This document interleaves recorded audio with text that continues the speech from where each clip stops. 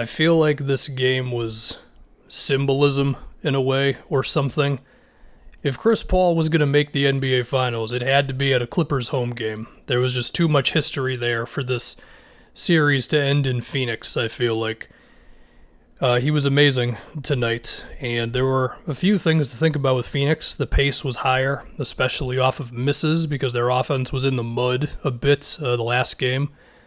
They definitely made it a point to get the ball to Ayton. Sometimes it was post-ups that led to hook shots early in possessions when he got good position. There was the one time he spun off of PG on the baseline.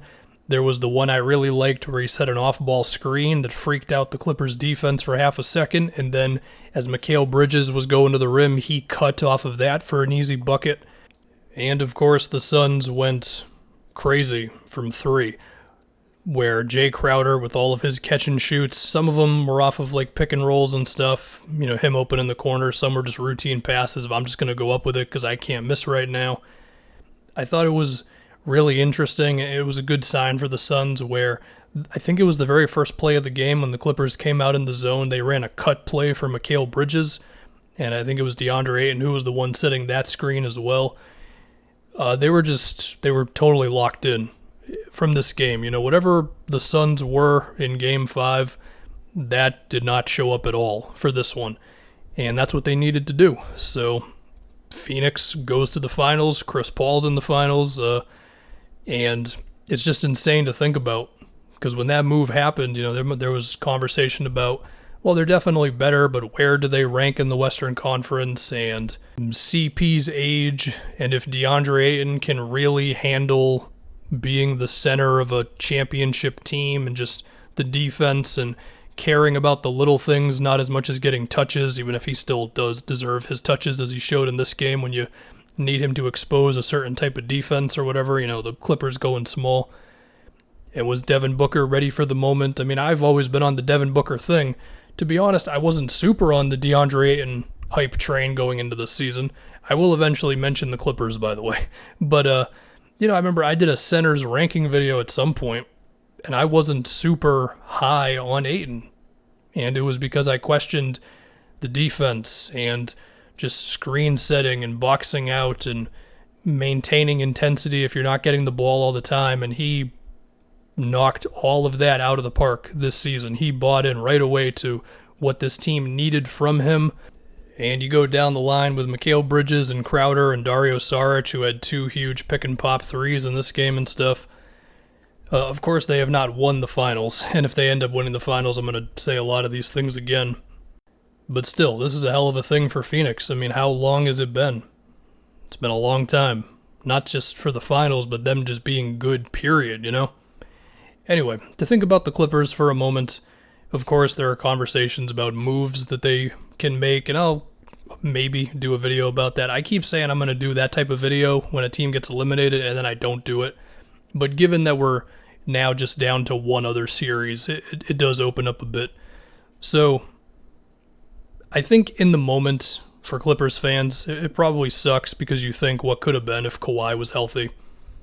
And, I mean, to take it back a step, injuries will be a conversation, as they already have been, for these playoffs. And, well, I don't know. It's how it goes. For Chris Paul's sake, the amount of times that his playoff runs have been ruined because of injuries, I'm willing to give him this one. They still had to earn it. There's no doubt about that. I mean, the Clippers just knocked out the 1 seed. Yeah, they also had injuries, but we knew what happened in that series. They beat the Jazz without Kawhi. And to get it back to the thing with this Clippers team, I mean, sure, it sucks in the moment because you think about what could have been with Kawhi for Clippers fans, but I would like to think after some time, or maybe even in the moment, you can appreciate just the run this team went on without him. I mean, look, they beat the 1 seed in embarrassing fashion in the last game. They pushed the 2 seed to at least a Game 6. I mean, did anybody think they could win one more game these playoffs against the Jazz without Kawhi Leonard?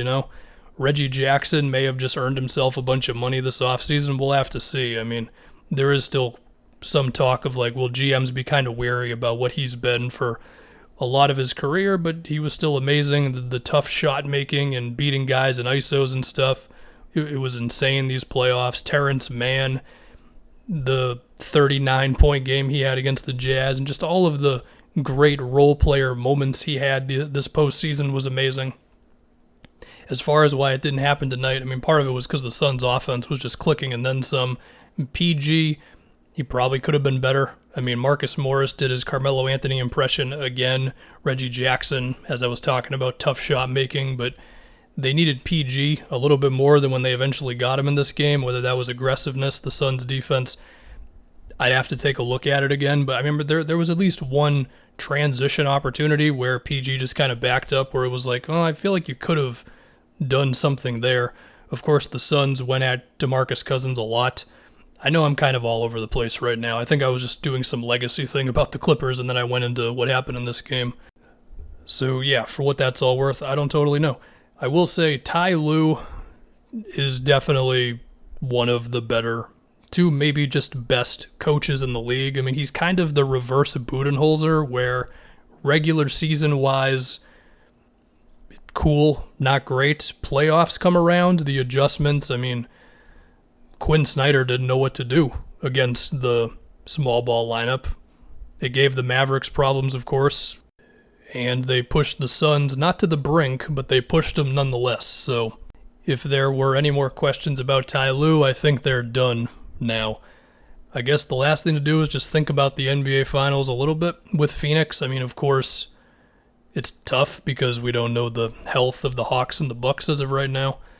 My early take is if they're facing the Bucks, if Giannis is healthy, I think the Bucks are the favorite, quote unquote favorite. I think it would be very competitive. If they're facing Atlanta, then I think the Suns would be the favorite. And look, if Atlanta ends up winning the whole damn NBA Finals with me thinking they're going to lose every series after round one, then okay, I guess that's just how it's going to happen. You think about Chris Paul versus the Bucks big guys. Well, same thing against the Hawks big guys. I mean, would the Hawks want Clint Capella to switch onto CP? I mean, one thing that happens there then is that it takes your rebounding away if your center's around the basket. So even if you're making them miss, then it's like, well, you might not be grabbing any defensive rebounds. If it's them against the Bucks, I mean, I don't think they're going to have Brook Lopez switch. I think it's going to be the classic drop coverage, daring the Suns to make mid-rangers, and I think sometimes Devin Booker gets a little too happy with mid-range to the point where it's like, well, I feel like you could have done something else there. And Chris Paul does the same thing, and he has done it at times in this series, but I feel like it's a little better with CP because he doesn't do it as much, I guess. Like, a lot of his mid-rangers are, of course, just the classic elbow jumper, which I don't know if the Bucks would really be able to take away unless it's Giannis at center, which they're not going to do all the time. There's always going to be the Brook Lopez minutes and all that. That's my very early finals thought. Of course, when that comes around, probably be some long video and all that stuff. So yeah, man, again, Chris Paul in the finals,